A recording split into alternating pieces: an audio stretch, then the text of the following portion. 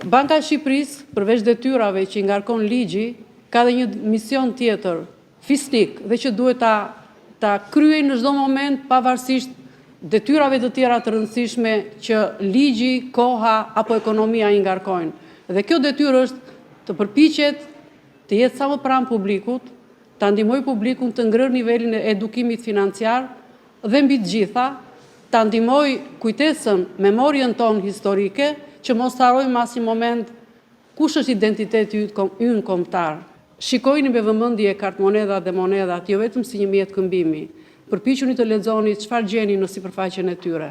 Ti shikoni vetëm si vepra arti, sepse në fakt janë vepra arti, janë artistët ata që e kanë dizenjuar pavarësisht se idenë e kanë dhënë historianët, pra janë vepra arti në miniatur, po mbi të gjitha janë pjesë e historisë tonë kombëtare dhe na kujtojnë her pas here element që ndoshta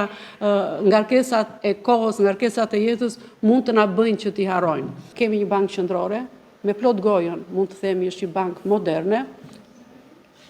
e denjë të ulet si e barabartë në tryezat e bankave të vendeve më të zhvilluara europiane,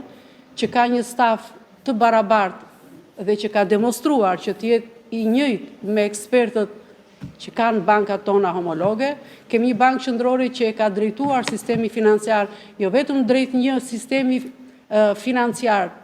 me stabilitet të pacënuar deri sot,